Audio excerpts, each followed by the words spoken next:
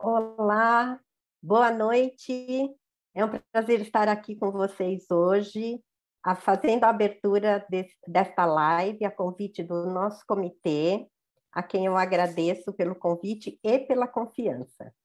Eu sou Eliane Ranieri, uma das mulheres integrantes do Comitê Inclusão da Pessoa com Deficiência do Grupo Mulheres do Brasil. Sou uma mulher com deficiência, branca, tenho 63 anos, olhos castanhos, meus cabelos são grisalhos, curtos na altura das orelhas, estou usando brincos prateados, uma blusa rosada, com uma echarpe em rosa e preto em volta do meu pescoço. Estou com os meus fones de ouvidos, que são pequenos e com fios brancos. Eu estou no escritório da minha casa, na minha cadeira de rodas, e ao fundo tem um armário branco, embora a imagem esteja desfocada. Desculpem, eu estou com dor de garganta, então de vez em quando eu vou precisar dar uma paradinha, mas eu quero continuar dizendo que junto comigo aqui está a Cláudia, intérprete de Libras, a quem eu já agradeço pela participação hoje conosco aqui. A Cláudia é uma mulher branca, de cabelos pretos, curtos, na altura das orelhas. Ela usa óculos com armação preta e usa uma franjinha. Ela está com uma blusa preta, de mangas longas e uma gola alta. Obrigada, Cláudia, por estar conosco aqui hoje. Antes de iniciar a nossa conversa hoje, eu quero agradecer ao time do nosso comitê que trabalhou por esse dia, a Marinalva, que é uma das integrantes e líder do nosso comitê, pelo convite que me fez e que está nos bastidores para trabalhar no chat. A Silvia, que está trabalhando na parte da tecnologia e também fica aqui nos nossos bastidores. E a Terezinha, que sempre nos apoia em todas as iniciativas do comitê, que a maioria de vocês já conhece. Muito bem. Para quem está participando hoje aqui e ainda não conhece o Grupo Mulheres do Brasil, eu queria só falar rapidamente um pouquinho e salientar que o grupo vem se expandindo muito rapidamente para garantir a inclusão da diversidade na nossa sociedade brasileira, através da criação de núcleos de trabalho e de comitês que são nacionais e internacionais. Esses grupos trabalham diferentes temas de relevância social para o nosso país e um desses comitês é o nosso Comitê de Inclusão da Pessoa com Deficiência. O nosso comitê, além de tratar os temas relacionados aos direitos das pessoas com deficiência e garantir o entendimento desse tema, ele também tem um papel de atuar transversalmente dentro do próprio Grupo Mulheres do Brasil, levando orientação e informação para todos os núcleos e todos os comitês, dentro da perspectiva do entendimento de que, por trás de toda deficiência, existe uma pessoa e um ser humano com habilidades, competências, direitos e deveres e muitas outras características. Então, o nosso papel também é levar conhecimento e aprofundar esse conhecimento da temática das pautas para o nosso próprio grupo, mas também para o poder público, o poder privado, e fazendo com que mais e mais o tema que hoje nós trazemos aqui ganhe relevância na nossa sociedade. E agora, dentro desse conceito de ganhar conhecimento, a nossa live de hoje traz mais uma etapa do nosso programa Conhecer para Incluir, que foi desenvolvido pelo nosso comitê sobre o universo das pessoas com deficiência, para criar conteúdos que possam ser relevantes para os comitês e para toda a sociedade.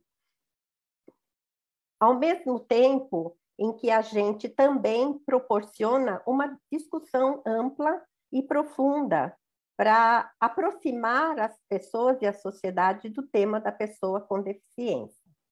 E sendo hoje o último dia do mês de maio, que é o mês em que nós celebramos o Dia do Trabalho, o tema de hoje é um tema relacionado à empregabilidade.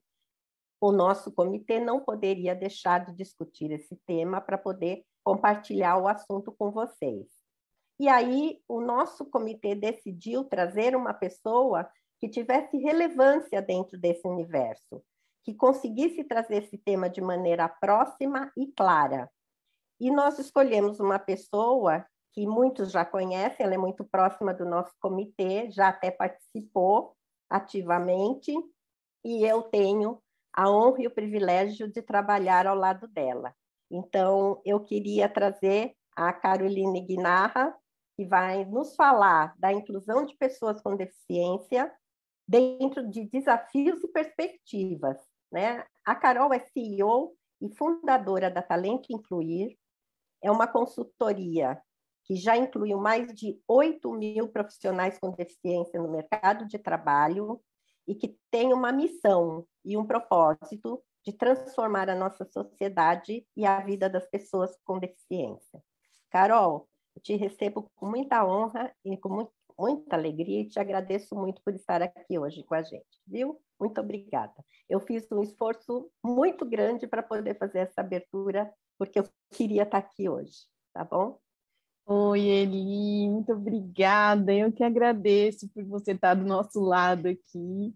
Fez uma brilhante abertura, venho acompanhando aqui seu esforço. Obrigada, gratidão, minha amiga. Bom, também quero agradecer. Você agora. Tá bom, vamos que vamos. Boa noite, minha gente. Boa noite, mulherada. Boa noite a todos e todas também. Cláudia, muito obrigada por fazer aqui a minha voz, nossa intérprete. Vou começar contando aqui na minha audiodescrição qual é o meu sinal. O meu sinal é Carol, em Libras. Então, eu sou a Caroline Guinar, uma mulher branca, de cabelos e olhos castanhos. Meus cabelos são ondulados, passados da altura dos ombros. Eu uso um óculos de armação escura. Estou vestindo um terninho preto com uma blusa azul royal por baixo. Uso 2 colarzinhos aqui, um de coração e o outro uma corrente. Os 2 são escuros. Ai, gente, deixa eu correr aqui porque eu saí da... Ai, voltei, desculpa. Eu tinha tirado da tomada, fiquei com medo de cair e corria. Voltar para a minha audiodescrição. Então, eu sou dois colarzinhos, eu estava nessa parte, um fone também pequeno, com os fios brancos. Estou na sala da minha casa, atrás de mim uma parede cinza, e umas prateleiras com livros, enfeites, e isso, e alguns enfeites. Bom, é bom dizer que eu tenho 43 anos e que eu sou uma mulher com deficiência. Eu sou cadeirante, assim como a Eli, diferentes motivos, né? Eu tenho a deficiência adquirida em 2001, que eu adquiri a deficiência, e já conto a minha história um pouquinho mais com profundidade para vocês. Antes disso, quero agradecer a Marinalva, a Terezinha, a Silvia, obrigada pelo espaço aqui, e agradecer todo mundo que está aqui assistindo. Certeza que para a gente para sermos pessoas mais inclusivas, precisamos dessa jornada de troca de aprendizagem. E fico muito honrada de ter sido a pessoa escolhida para falar aqui de empregabilidade. Falei que eu vou começar contando a minha história, porque a minha história ela tem tudo a ver com esse lance de empregar pessoas com deficiência. Dei um spoilerzinho aqui contando que eu adquiri a deficiência em 2001, quando eu tinha 22 anos. Eu tinha acabado de me formar na faculdade e eu fiz faculdade de Educação Física. Agora eu estou mostrando uma foto, eu com um uniforme agasalho de esportivo, uma calça verde, um casaco azul, ou um casaco branco com listras azuis nas mangas. Eu estava num pátio de fábrica, num chão de fábrica, e estava ajudando alunos de uma indústria fazendo exercícios. Meu trabalho era esse. Eu dava aula de ginástica laboral. Eu sou de São Paulo, sou paulistana, vivo nessa cidade bastante corrida, e no meu dia a dia eu estava em 2, 3, às vezes 4 lugares diferentes para trabalhar. Saía de uma empresa para outra, saía de uma empresa para academia, minha vida era super corrida. E quando eu fiquei cadeirante, eu não me via mais trabalhando. Eu gosto muito de contar a minha história, chamando a atenção do que eu senti no momento que eu me vi naquela condição e pensava em trabalho. Então, quando eu pensava no meu trabalho, que o corpo é um instrumento importante para o professor de educação física, que o corpo é importante para o ir e vir que eu fazia nessa cidade aqui, que hoje não tem acessibilidade necessária, 20 anos atrás era ainda pior, eu não me via trabalhando, eu me sentia inválida. Esse sentimento tem tudo a ver com o rótulo da invalidez que a gente dá ainda, que a gente ainda tem socialmente na nossa cultura para a pessoa com deficiência, e assim eu sentia. E eu estou assumindo isso para a gente começar nesse exercício de desconstrução, que é assumir o que a gente pensa, o que a gente sente. Eu só mudei o que eu pensava sobre mim porque eu assumi o que eu pensava sobre mim. E não tem problema nenhum a gente pensar baseado nos rótulos que a gente aprendeu. O problema é a gente permanecer pensando nos rótulos que a gente aprendeu. Então, já começo contando essa história, assumindo para vocês que, inicialmente, eu me senti inválida. Mas eu tive muita sorte. A minha gestora me convidou para voltar para o trabalho 3 meses depois do meu acidente, gente. Não deu tempo de eu chorar e eu já estava trabalhando de novo. E com o trabalho, eu fui cobrada, eu fui desenvolvida, eu fui reconhecida. E descobri aos 22 anos a importância do trabalho na minha vida.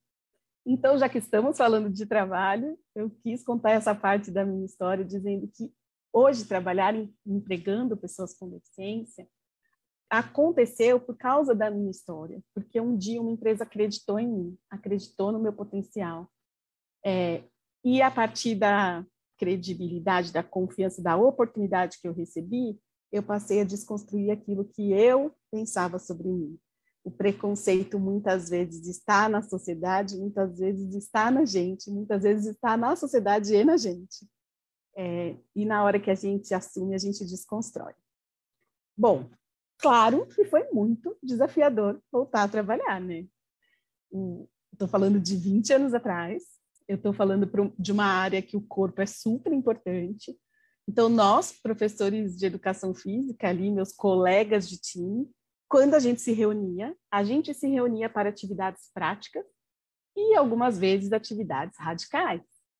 Agora eu estou mostrando uma imagem, eu pendurada numa tirolesa. Ali, com o mesmo agasalho, calça verde com listras na lateral, de tênis, de regata, pendurada ali na tirolesa no meio do mato. Minha gestora às vezes tinha dúvidas e ela disse que ela tinha dúvidas se eu estava curtindo, se estava tudo bem para mim mesma. E ela disse que eu mesma respondia. Estou ali sendo desamarrada dessa tirolesa, sorrindo de orelha a orelha. Essa sou eu, mas como eu contei para vocês, já faz 20 anos, provavelmente uns 20 quilos a menos ali, 20 anos mais nova. Mostrei agora a imagem de eu sendo desamarrada. Bom, então nessa história que eu estou contando para vocês, tem uma liderança disposta. Tem a Carol, que a partir dessa oportunidade se entendeu também com disposição para acontecer. E o nosso time, como é que estava a equipe? E aí a gente tem uma imagem de um paredão de escalada no meio do mato, a minha cadeira de rodas vazia do lado e 4 pessoas me carregando para subir no paredão e 4 pessoas lá em cima do paredão tentando me puxar. O meu time me ajudava, minha gente, me puxava e me empurrava literalmente. E em pouquíssimo tempo eu estava incluída. E agora eu mostro a imagem de um círculo de professores, assim como eu, uniformizados assim como eu, sentados num gramado em círculo e eu na minha cadeira de rodas. E uma foto que ilustra muito bem essa inclusão com a minha diferença. E esse é um ponto super importante que a gente tem que falar quando a gente fala de inclusão. A gente quer ser incluído com a nossa diferença. Só que a gente vem de um modelo social, de um modelo médico de inclusão que tenta sarar a gente. A gente só sara a doença, né? Como deficiência não é doença, essa tentativa acaba sendo um pouco em vão. Mas no sentido, entre aspas, esse sarar quando eu fiquei cadeirante, apareceram alguns médicos dizendo para os meus pais que eu iria andar em 10 anos, que eu tinha que me envolver num tratamento tal, que eu tinha que fazer fisioterapia todo dia, deixar o meu corpo saudável, que eu tinha que pensar em andar. A sociedade se incomoda mais com o fato de eu estar na cadeira de rodas do que eu mesma, sabe? Porque eu só pensava em viver o melhor possível da forma que eu estou. Era assim que eu pensava quando eu fiquei cadeirante. E viver o melhor possível é sim viver com saúde, é sim viver atrás de possibilidades, mas viver atrás de utopias não é saudável emocionalmente. A gente, por mais que eu me esforce, por mais que eu treine todo dia, e por mais que tenha tecnologia e medicina desenvolvida para que um dia eu volte a caminhar, dificilmente eu vou caminhar igual você que está me escutando e que não tem nenhuma deficiência. Ou seja, eu ainda terei um corpo torto, um jeito de caminhar mancando, eu ainda terei uma diferença. Então, a nossa questão é muito forte de sermos incluídos com as nossas diferenças. Eu fico de verdade muito preocupada quando as pessoas falam para mim, Carol, eu nem vejo a deficiência em você. Eu costumo responder, então você não me vê. Porque a deficiência faz parte de mim, não é o meu valor. Não é por ela que eu quero ser vista, lembrada, escolhida, recrutada no trabalho, contratada por uma empresa no meu trabalho, ou escolhida pelo meu marido. Não é isso. A deficiência não é o meu valor, mas ela existe. E ela não deve ser esquecida, ela deve ser considerada. Bom, dito isso na minha apresentação, vou contar para vocês que o trabalho, gente, inicialmente, era home office, tá? Eu trabalhava em casa, montando aulas para outros professores aplicarem. E estou contando esse detalhe, sabe por quê? Porque a minha gestora foi muito sábia. Ela pensou na Carol, na experiência da Carol, nas habilidades e potenciais que eu tenho, que eu tinha, para me propor uma atividade. Ela não pensou na minha deficiência. Já que ela não anda, vou deixar ela atender no telefone. Não foi isso. Já que ela não anda, inicialmente, até que ela tenha um pouco mais de independência, ela vai trabalhar em home office. Isso ela pensou. Fazendo uma atividade que tivesse a ver com o meu perfil. Então, ela me deu aulas para montar as aulas, o planejamento de aulas, para os professores aplicarem. Mas a gente tinha uma meta, e a nossa meta era que dessa realidade, eu em pé dando aula, eu chegasse nessa realidade, eu sentada dando aula. Mostrei aquela imagem inicial, eu no chão de fábrica dando aula em pé, e agora, de novo, dentro de uma indústria, dando aula na minha cadeira de rodas. A gente não acomodou naquela posição de montar aulas, que aos poucos eu fui fazendo cada vez melhor, estava indo super bem. A gente tinha onde chegar. Carol vai ficar nessa posição por enquanto, porque ela está se reabilitando emocionalmente, ela está se reabilitando socialmente, ela está se reabilitando fisicamente. A partir do momento que ela for ficando mais independente, a gente vai traçando outras atividades, outras metas mesmo profissionais para que ela chegue nesse novo formato dentro das empresas, dando aula de cadeira. Assim foi, e o dia que eu cheguei na empresa, eu percebi que eu podia chegar muito longe, muito mais longe. Bom, terminando aqui minha apresentação, como a Eli disse, eu sou CEO e fundadora da Talento Incluir, que desde 2008, com esse CNPJ, com esse nome, vem atendendo empresas para a inclusão da pessoa com deficiência nas empresas acontecer com simplicidade, com naturalidade, com produtividade. Nós fazemos a ponte entre o mercado de trabalho e as pessoas com deficiência. Mas como que isso começou? Eu voltei para as empresas, mostrei a foto para vocês, eu dando aula, né? Isso já era mais ou menos 2004. Meu acidente foi no final de 2001, 2002, 2003 eu fiquei nesse processo, em 2004 eu estava nas empresas de novo. E para quem já conhece a lei de cotas, em 2004 teve o decreto que é o 5296, que regulamentou a lei e que deu mais força para a fiscalização. De fato, a fiscalização da lei de cotas começou em 2004. Começou. E aí, eu comecei a ser abordada pelas empresas. Eu estava dentro de uma grande empresa dando aula de ginástica, o cliente queria me contratar. Carol, vem trabalhar aqui. Eu tenho uma vaga de recepcionista, de telefonista, de secretária. Sempre ótimas oportunidades e não estou desprezando nenhuma função. O que eu estou dizendo é que essas funções não combinam com Carol. Eu recebi a oportunidade de trabalho que estava desconectada da minha habilidade profissional, das condições que eu tinha de atender bem aquela função. Do interesse também, tá? E aí eu entendi que, por causa da lei de cotas, as empresas queriam contratar qualquer pessoa com deficiência que parecia um pouco mais independente, um pouco mais motivada. Pronto, vamos lá, vamos contratar. E aquilo não fazia bem para mim. Eu falava, gente, eu não quero ser contratada porque é lei. Eu quero ser contratada pelo meu potencial. No começo eu fiquei até ofendida com esse lance de lei de cotas, mas aí eu entendi que a população com deficiência não é a Carol. Que a minha história é cheia de privilégios.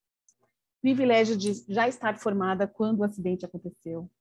Privilégio de estar numa família super estruturada, que me ajuda, que me apoia, que sempre esteve ao meu lado.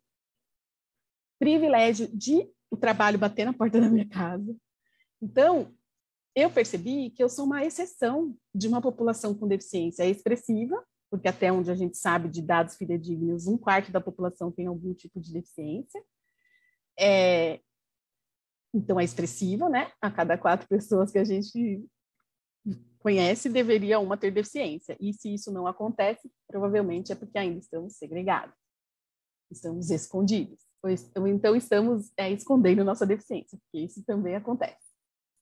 Aí a gente chega nesse processo de eu ficar incomodada e comecei a contar a minha história. Olha aqui, RH, olha que história legal. Vamos fazer desse jeito?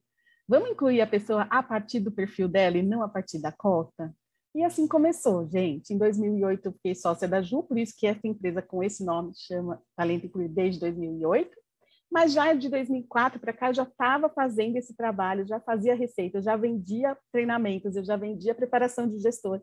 Eu ainda não vendia a vaga, né, o processo de contratação, mas eu vendia treinamento para gestor, vendia palestras corporativas, vendia ginástica inclusiva, e comecei a perceber uma área que nem existia no Brasil, não existia consultoria de diversidade, não existia consultoria para empregabilidade de pessoas com deficiência, mas que eu percebi um cenário e assim eu fui empreendendo. E aí, gente, mais de 8.000 pessoas com deficiência colocadas, mais de 500 empresas, mais de 5.000 palestras, mas todo esforço, toda entrega, traz como consequência reconhecimentos, né? Eu tenho alguns para contar para vocês. Em 2018, eu fui escolhida, eleita pela revista Veja, foi de fato uma eleição, tinham 3 candidatas, eu era uma delas, a melhor profissional de diversidade do ano, e em 2020, uma das mulheres mais poderosas, segundo a revista Forbes, das 20 mulheres mais poderosas.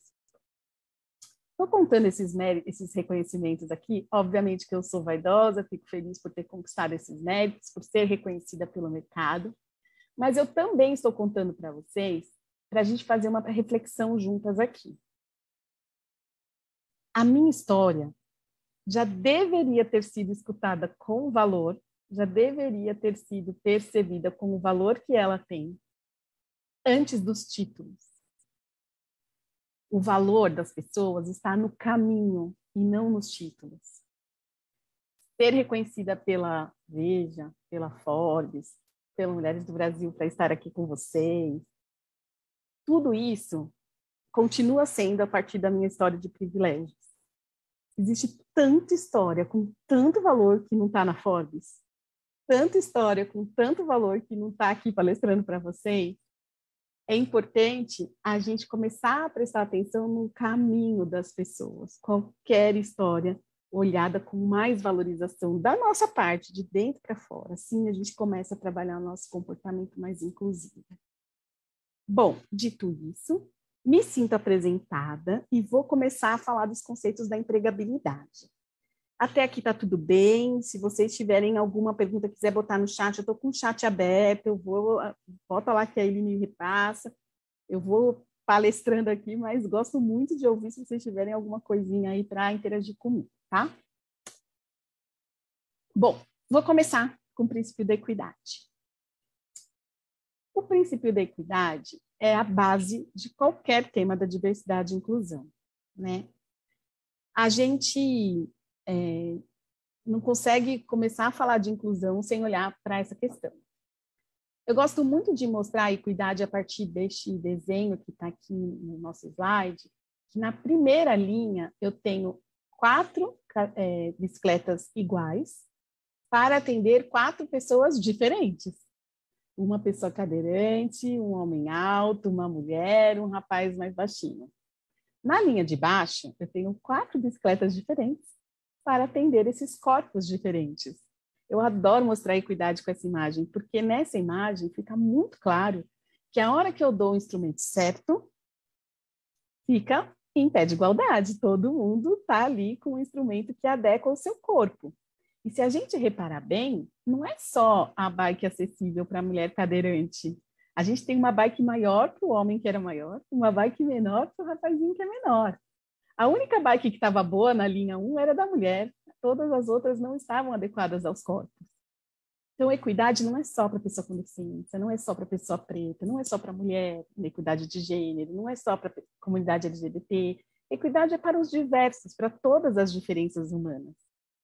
E é legal a gente entender a equidade na tratativa, porque olhar instrumentalmente, olhar bicicleta grande, bicicleta pequena, bicicleta acessível, é fácil, é instrumento. O difícil é a gente olhar na hora de tratar, o difícil é a gente olhar na hora de desenvolver. E é isso que o mercado de trabalho tem, talvez, como maior desafio. E a gente vai aprofundar para entender um pouco mais. Eu puxo esse tema de equidade novamente. Eu acho que a gente está sem intérprete de Libras, né? Pelo menos para mim ela caiu, eu não estou visualizando. Carol, eu percebi, eu já perguntei como que a gente ia fazer, depois ela vai gravar em separado e a gente vai juntar a imagem dela, tá? Perfeito, obrigada. Então a gente vai ter sim a intérprete depois na gravação. Tranquilo. Obrigada. Bom, eu falei do desafio de entender a equidade na hora da empregabilidade, né? Vamos entender agora o capacitismo. Capacitismo é um da lista dos comportamentos opressores. A gente tem o racismo, a gente tem machismo, sexismo, homofobia, transfobia, bifobia, classismo, xenofobia, etarismo e capacitismo. Quando a gente olha para tudo isso, não é só isso não, tá, gente? A gente também tem a questão religiosa, né? Tem uma série de comportamentos opressores. Mas gordofobia, mas trouxe aqui uma lista de alguns para a gente compreender o capacitismo. O capacitismo é o mesmo mecanismo de opressão, mas relacionado à capacidade, à dúvida da capacidade da pessoa com deficiência. Então, quando a gente pensa no racismo para as pessoas pretas, a equivalência ao capacitismo para pessoas com deficiência. Entendido, então, que o comportamento que oprime, um comportamento preconceituoso que discrimina, no conceito, capacitismo é um sistema de opressão que impede a inclusão. Impede por quê? Porque ele tira a pessoa com deficiência do centro das decisões, porque ele tira a pessoa com deficiência da possibilidade de ocupar um lugar de liderança, de poder, porque ele tira a pessoa de uma representatividade social. E o capacitismo, ele é, talvez, o mais ingênuo daqueles comportamentos opressores que a gente viu. Porque, na maioria das vezes, a gente sofre capacitismo na intenção de nos ajudar. Então, vamos lembrar do rótulo? O rótulo da incapacidade. Tem outro rótulo, o rótulo do coitadinho, o rótulo do dependente. A gente tem esses rótulos aí percorrendo a existência de uma pessoa com deficiência. E, às vezes, acontecem situações com a gente que tem a ver com como ela é coitadinha, podia poupar um pouco do esforço. Vou dar um exemplo. Eu saindo para trabalhar, 6 da manhã, a vizinha me pega ali no hall do elevador e me fala: nossa, você trabalha tanto, né? Por que você não se aposenta? Ela tinha intenção de me oprimir? Nenhuma. Mas a forma que ela me enxerga é com fragilidade. As outras pessoas que ela encontra no elevador, indo trabalhar às 6 da manhã, ela não fala isso. Ela fala para mim, porque eu tenho essa fragilidade no olhar dela, no inconsciente dela. Então, eu queria trazer o capacitismo alinhado aqui, né, nessa nossa conversa, para a gente falar da estrutura de exclusão. A gente chega a chamar de capacitismo estrutural. Então, para a gente entender a empregabilidade, a gente tem que entender o que vem antes da empregabilidade. Os desafios da empregabilidade da pessoa com deficiência, a gente tem que entender o que vem na vida da gente antes de chegar ao trabalho, né? A gente elegeu 3 pilares e o quarto é o trabalho. Vamos falar da família. O primeiro pilar de estrutura de base do ser humano é a família. Aí a gente tem, para pessoas com deficiência, familiares, por vezes, muito paternalistas e, por vezes, envergonhados.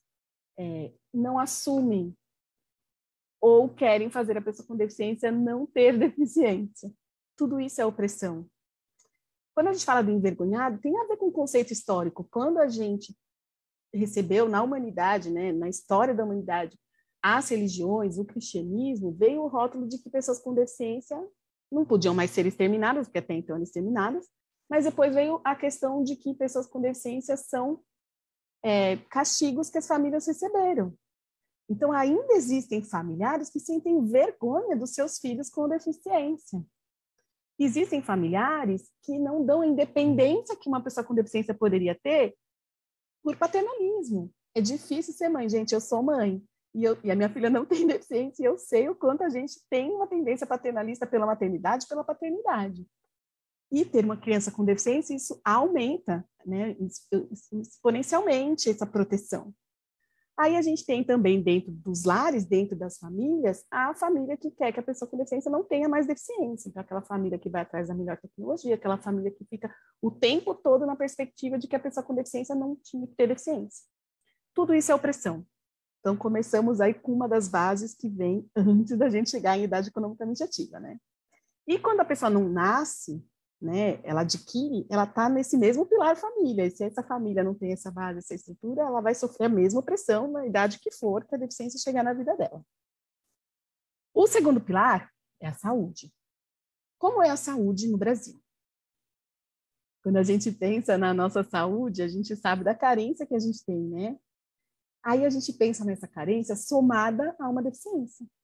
Pessoas surdas no Brasil, muitas descobrem a surdez com 3, 4, 7 anos de idade. As famílias não tiveram o diagnóstico quando a criança nasceu. E aí ela ficou 2, 3 anos, não saía fala, não respondia, e foi descobrir que a criança era surda. Sabe o que acontece no nosso cérebro do 0 aos 24 meses, 2 anos de idade? O desenvolvimento da área da comunicação. Uma criança que não se comunicou, porque não ouvia, e a família não sabia que ela não ouvia, deixou de desenvolver no estágio adequado para esse desenvolvimento. E, obviamente, ela tem uma diferença na sua forma cerebral, no seu desenvolvimento cerebral do que os outros. Não estou falando de cognição, não estou falando de deficiência intelectual. Estou falando de diferença na forma que a pessoa foi desenvolvida. Estou dando um exemplo do surdo. Vou dar um exemplo aqui da pessoa como eu, cadeirante por lesão medular. Eu uso sonda para esvaziar minha bexiga. Essa sonda custa R$1. Eu uso 6 sondas por dia. Quer dizer que para fazer xixi eu gasto R$6 por dia. Qualquer pessoa na minha condição pode fazer xixi com saúde? E os centros de reabilitação, sabendo da carência do nosso país, do quão é difícil conseguir materiais para esvaziar a bexiga com o governo, nem indicam esvaziar com sonda, indicam que a pessoa use fralda, como se fralda fosse barato também, né? E com a fralda, ela tem a perda na fralda, o cheiro na fralda e a exclusão como consequência. Eu também uso fraldinha, mas só por precaução. Eu não acho que fralda deveria nos diminuir socialmente, emocionalmente, na forma que a gente se posiciona na sociedade. Para mim, nunca diminuiu. Mas lembra que eu tenho toda a estrutura dos privilégios aqui me segurando emocionalmente para lidar com isso numa boa. Então, a saúde, 2 exemplos aqui, deficiência auditiva, deficiência física como a minha, que a gente vê pessoas com deficiência ficando para trás. Aí a gente chega na educação, né? Como é a educação no Brasil, a gente tem a educação que já não é boa, e quando tem a deficiência junto, a gente tem as barreiras todas, né? Tem a barreira da falta de acessibilidade nas escolas, falta de acessibilidade digital, na pandemia isso ficou ainda mais evidente, falta de acessibilidade metodológica, métodos pedagógicos que não ensinam nem um aluno racional e sinestésico, é todo o mesmo método. Imagina um aluno com síndrome de Down, imagina um aluno com autismo. Então, na hora que a gente chega na escola, a gente tem mais opressão, mais capacitismo estrutural. E aqueles que sobreviveram à escola provavelmente passaram na escola sem os momentos sociais. Muitos com deficiência física, na hora do intervalo, na hora da educação física, não só física, visual, ficavam na biblioteca. Só que na hora que a gente está fazendo um esporte, na hora que a gente está brincando no pátio, a gente está aprendendo a socializar. Se a criança não passou por isso, ela não aprendeu a socializar. Olha quanta coisa a gente perde com falta de preparo na base, com capacitismo da base. E aí, quando chega no trabalho, evidentemente, a gente tem um processo muito, mas muito desafiador na maioria das pessoas com deficiência. O trabalho, a lei de cotas, nos ajuda a correr nesse ciclo de exclusão ao contrário. Quando eu entendi que a lei de cotas era, assim, importante para o nosso país, foram esses motivos que me convenceram. E eu entendi que, a partir do trabalho, pessoas podem estudar, as pessoas com deficiência melhoram suas condições de saúde e também melhoram a cultura da sociedade, consequentemente, da sua família. E aí eu comecei a entender a importância da lei de cotas no nosso país. Transformar uma realidade de exclusão e desequilíbrio social. A gente tem a lei para mudar uma realidade de capacitismo, de opressão, que não deve substituir as iniciativas de lei de melhoria de inclusão na educação, que não devem substituir as leis e os nossos direitos de acessibilidade digital, de acessibilidade comunicacional, não devem substituir. Mas a lei de cotas é importante para quem hoje está em idade economicamente ativa e passou por todo esse processo de exclusão. A realidade é essa daqui, ó, é transformar a realidade. E eu estou mostrando a imagem de uma mulher cega pedindo esmola no sinal. Eu que tirei essa foto do meu carro, faz mais ou menos uns 6 anos. Semana passada eu passei no mesmo sinal, essa mulher ainda estava lá. Eu não estou julgando. Eu tenho certeza que ela não tem os privilégios que eu tive, eu tenho certeza que ela não tem as oportunidades que eu tive e que muitas pessoas cegas tiveram. Mas essa ainda é uma realidade presente no nosso país. A gente, com lei de cotas, com oportunidade de trabalho, a gente vai mudar desta realidade para esta realidade. Uma mulher cega, saindo com independência de dentro da empresa. Essa mulher se chama Emanuele Alckmin. Ela é uma advogada, ela já foi secretária da pessoa com deficiência de Campinas. Enfim, a gente tem aí uma mudança de realidade da pessoa que pede esmola, da pessoa em idade economicamente ativa, trabalhando independente. Muito bem, deixar muito claro, lei de cotas é uma ação transitória de equidade. É aquele caixote que a gente precisa para enxergar atrás do muro, é a bicicleta adequada que a gente precisa para atender os nossos corpos. É uma medida transitória de equidade para transformar a realidade de pessoas excluídas. Lembrando que é transitória, a gente não quer a lei de cotas para sempre. Eu trabalho para ela não existir no futuro, a Eli trabalha para ela não existir no futuro, a Nalva trabalha, o nosso comitê trabalha para a gente não existir no futuro. Mas hoje ela é necessária.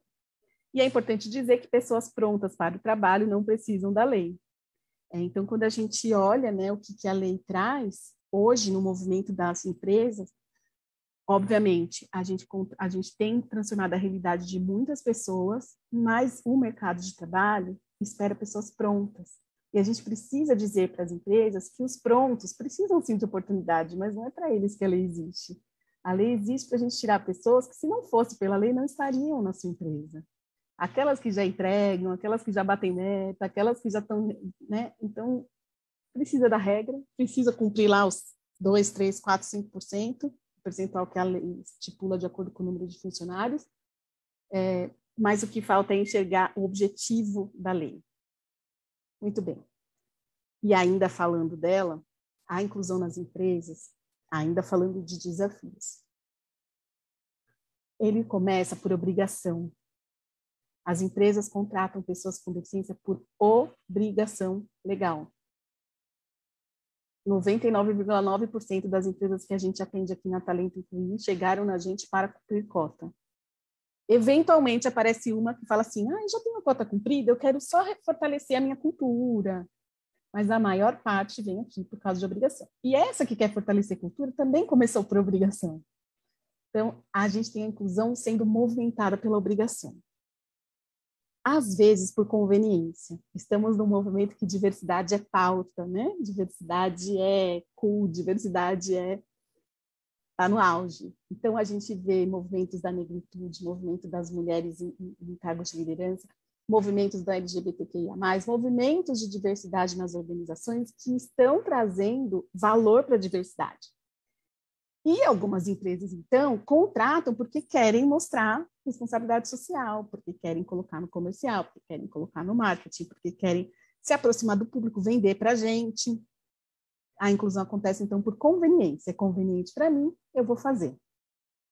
Obrigação, conveniência. Mas ela só dá certo mesmo quando ela é feita por convicção, gente. Tem que fazer porque quer fazer. Tem que fazer porque entendeu que fazer é o certo. Como a Andressa entendeu quando ela me chamou para trabalhar há 20 anos atrás, quando eu sofri acidente. A Andressa era minha gestora, tá? Ela me chamou e falou assim, Carol, volta, você tem potencial, eu quero que você volte. É certo eu fazer você voltar. É o caminho que a gente tem que fazer. Isso é muito importante a gente perceber. Que enquanto a contratação for feita por obrigação ou conveniência, ela vai, mas não vai direito, vai, mas trava, vai, mas patina. É muito importante que seja por convicção, para que, de fato, a gente tenha tudo que a gente quer colher no processo.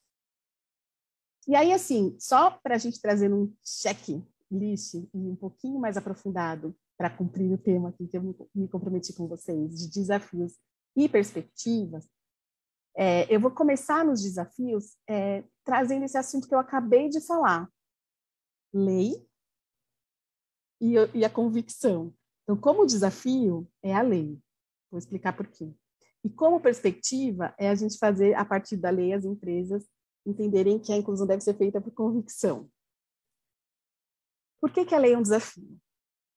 Porque a lei, além dos rótulos que a gente já tem, coitadinho, incapaz, dependente, nos traz o rótulo do cotista. E a gente ouve cada coisa nas empresas. Uma vez uma menina com deficiência me contou assim, Carol, na minha área, ela tem uma deficiência imperceptível. Então, os colegas de trabalho dela não sabem que ela tem deficiência. E na minha área, as pessoas falam assim, quando alguém errou alguma coisa no trabalho, as pessoas falam, você é da cota? Como que essa menina vai assumir que ela tem deficiência num ambiente desse? Percebe? O cotista virou um rótulo a mais. Eu já contei aqui que eu defendo a lei e que eu trabalho para ela não existir no futuro. Mas preciso assumir para vocês que ser incluído por lei também traz desafios. A gente precisa quebrar isso, a gente precisa desconstruir. Mas esse é um desafio. A lei, ao mesmo tempo que é importante, ela traz uma ciladinha aí se a gente não souber fazer, se a empresa não souber fazer direito. Um outro desafio é a questão da falta de acessibilidade. Quando a gente pensa na falta de acessibilidade, a gente está falando das dimensões da acessibilidade. Não estamos falando apenas da falta de acessibilidade arquitetônica, essa também. Presente, exclui, tem empresa que abre aqui vaga, liga para a gente para ir numa reunião, falar, desculpa, eu não posso atender vocês aqui no escritório porque tem escada. E eu e a Eli passamos por isso também. A falta de acessibilidade arquitetônica é uma entrave? É, mas não é só ela. A gente tem a falta de acessibilidade instrumental, que a gente chama de digital, tecnológica, então sites que não são acessíveis, sistemas usados pelas organizações que não são acessíveis, para software de voz, para sistemas de usar com a boca, com o mouse, com o olhar, enfim, falta de acessibilidade digital. Falta de acessibilidade comunicacional. falta dos intérpretes de Libras, falta de legenda nos materiais, falta de comunicação simples para que todos e todas entendam. A gente tem a acessibilidade numa amplitude, numa metodologia. Então, quando eu disse que a metodologia da educação não atende alguns alunos, a metodologia de carreira, a metodologia de avaliação de desempenho, a metodologia de medir habilidades profissionais também não atendem. Então, quando a gente olha para a acessibilidade, a gente tem que olhar uma amplitude dentro da organização. E aí, como perspectiva, eu até trouxe a diferença dos símbolos, né? A gente tem o símbolo do cadeirante no desafio, que é muito voltado para a acessibilidade, ainda é o símbolo utilizado na ABNT, NBR 9050, de acessibilidade, é o símbolo que tem que ser usado para ambientes acessíveis por lei, mas a gente tem hoje uma mudança, uma proposta da ONU deste outro símbolo que eu estou mostrando na perspectiva, que é o símbolo circular, com um corpo de braços e pernas abertas, com bolinhas. A gente percebe, a partir da acessibilidade, a inclusão. Por que eu estou contando isso como desafio, como perspectiva, gente? Porque, olha só, se a gente não estiver, nada será acessível. Então, eu entendo de verdade que mesmo com a lei, e a gente deveria só pela lei já estar acessível, mas na prática isso não acontece. Quando uma pessoa com deficiência está no time, as coisas acontecem. Quando uma pessoa com deficiência está num restaurante, está no shopping, está no show, as coisas começam a acontecer. Acontecer porque a gente luta pelos nossos direitos, acontecer porque a gente levanta a mão, acontecer porque a gente militou, mas acontece. Se a gente não estiver, não vai se perceber a necessidade. Eu estava conversando esses dias com um cara que é investidor de uma startup de inclusão. Ele é um cara que tem empresas, que é super bem sucedido, que está investindo o dinheiro dele numa startup de inclusão. Ele já está comprado com a gente. E aí mostraram para ele o que ele precisava fazer na empresa dele, não na startup, na empresa que ele já tem, para tornar tudo acessível digitalmente e arquitetonicamente. Só esses 2 pontos, tá? 2 milhões. Ele não tem esse dinheiro, ele não consegue fazer da noite para o dia. Mas ele quer fazer. Então, se a pessoa estiver no escritório dele, estiver na conversa dele, ele vai fazendo sob demanda. E aí a coisa vai acontecendo. Eu acredito de verdade que nós, pessoas com deficiência, nessa existência, não vamos ver um mundo acessível. O Brasil, principalmente. Mas a gente vai construir um Brasil mais acessível para o futuro, para os próximos que virão. E aí a gente tem ainda como desafio o plano de carreira, que eu já contei aqui que na metodologia não tem nem habilidade, nem como medir habilidades profissionais de forma acessível, fazer plano de carreira, fazer avaliação de desempenho. Enquanto a gente não tiver pessoas com deficiência ascendendo nas empresas, a gente não tem a representação, a gente não sabe onde a gente pode chegar. A hora que a gente organiza isso, a gente consegue chegar lá na perspectiva de representatividade. Gente, olha só, a equidade dentro de uma contratação, da empregabilidade, ela deve ser feita na entrada, a lei de cotas já trouxe o caixote que a gente precisava, aí os processos seletivos já são ajustados, já existem consultorias, assim como a Talento Inclui, que entregam só candidatos com deficiência, processos exclusivos, o processo de entrada já entendemos como é que tem que fazer para dar certo. Mas e depois que a pessoa entra? Se o plano de carreira não estiver adequado, se a avaliação de desempenho não estiver adequada, se os gestores não estiverem preparados, se a cultura não estiver quebrada, não estiver comprada, não tiver convicção, a pessoa com deficiência não ascende. A gente tem muita dificuldade de encontrar líderes e representatividade de liderança com deficiência. Bom, fiz um en passant aqui dos desafios e perspectivas. A gente tem muitos desafios e perspectivas para contar para vocês. Eu ficaria horas aqui falando, mas elegi esses 3 porque entendo que são os mais emergentes, o que borbulham mais e o que seria interessante aqui a gente trazer nessa 1 hora de conversa. Antes de eu finalizar, eu queria mostrar que para a pessoa com deficiência trabalhar, não existe só as grandes empresas que precisam contratar pessoas com deficiência por lei. As que precisam contratar são as que têm mais de 100 colaboradores. Mas existem caminhos em pequenas empresas, em médias empresas, existem caminhos no empreendedorismo, em concurso público, como profissional autônomo. E quando a gente olha o profissional autônomo, hoje existem profissões digitais. secretários digitais, né? Assistentes pessoais digitais. Existem social medias, que são pessoas que trazem o desenvolvimento da... Eu tenho hoje uma pessoa que me ajuda nas minhas redes sociais. Ela é uma mulher com deficiência de BH, ela está lá em Belo Horizonte, eu estou aqui em São Paulo e ela me atende. Então, assim, ela não atende só a Carol, ela tem um monte de outros clientes para atender. Então, existem muitos caminhos para a empregabilidade da pessoa com deficiência. E esse é um assunto que eu quis trazer aqui, porque, de fato, o mercado corporativo das empresas que contratam por causa da lei é o mercado que eu mais tenho profundidade, é o mercado que eu mais tenho experiência. Mas tem uma coisa me incomodando tanto que toda vez que eu tenho palco eu quero falar. O empreendedorismo da pessoa com deficiência ainda é por falta de oportunidade. Um estudo recente do Sebrae de São Paulo traz para a gente que 24% dos empreendedores de São Paulo, quarto, hein? 24% dos empreendedores de São Paulo são pessoas com deficiência. E deste recorte, 82% ganha até R$ 1.200. Quer dizer, está empreendendo por falta de oportunidade.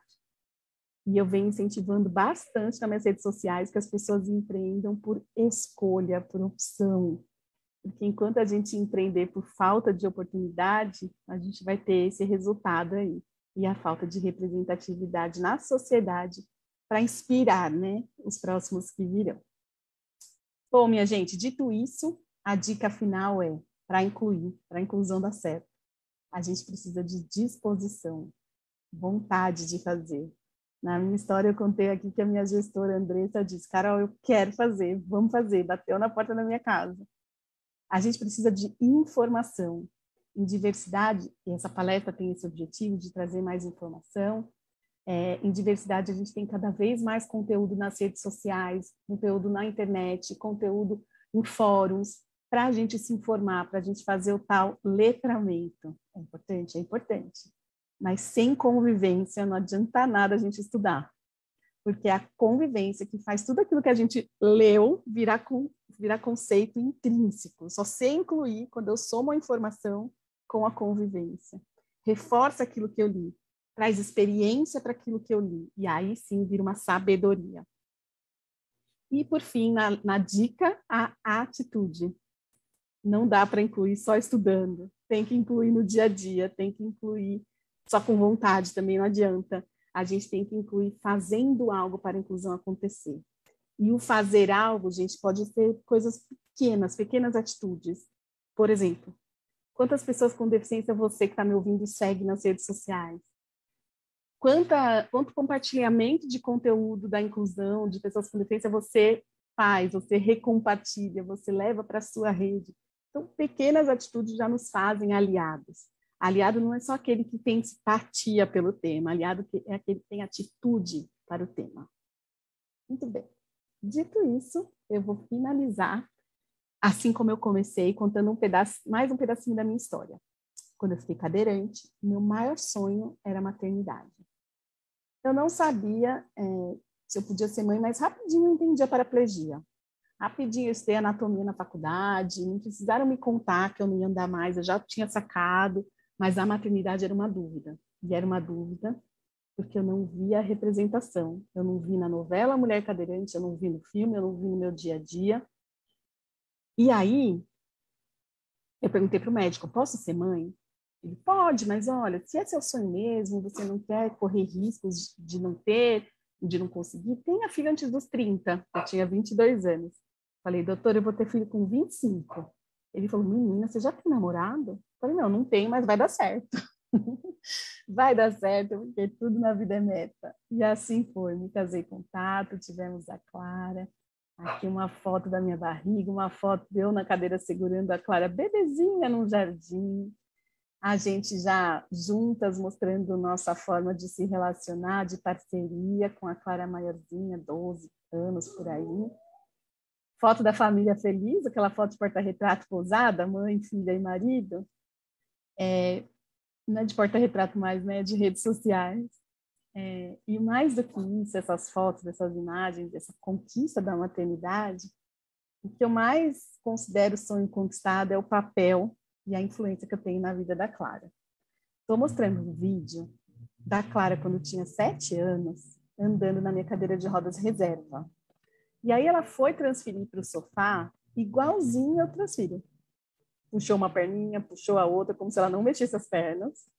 E como ninguém é perfeita, gente, nem a Clara é. A bichinha tá usando a camisa do Corinthians, olha aí. Corintiana, fazer o quê? Tem que ter defeito, né? Muita perfeição no bebezinho só. E aí, ó, voltando para a cadeira, imitando a mamãe. Assim como nesse vídeo, em vários momentos da nossa vida, a Clara me mostrou que eu sou uma inspiração para ela. Aqui, né, querendo ser cadeirante, depois eu passei um desafio de explicar para minha filha que ser cadeirante não é bom, mas que também não é o fim do mundo, e aí rapidinho ela entendeu. Um dia a gente estava indo para o cinema, eu, ela e uma amiguinha da mesma idade, eu estava dirigindo as duas no banco de trás, aí a amiguinha falou assim, ai, deve ser muito maneiro ser cadeirante. A Clara falou, não é não? Porque quando a gente vai no cinema, você vai ver quando a gente chegar no cinema, a gente não pode ficar no meio. Ou a gente fica na frente ou no fundo, onde tiver a vaga do cadeirante. O cadeirante não escolhe. Falei, pronto, ela já entendeu. E recentemente, minha filha está no 3º ano do ensino médio, ela tem 16 anos. Ela foi fazer a matéria de empreendedorismo e o professor perguntou o que ela quer ser no futuro. Ela falou que não sabia a profissão ainda, mas que ela queria atuar profissionalmente com algo que transformasse realidade e impactasse a sociedade, assim como o trabalho da mãe dela.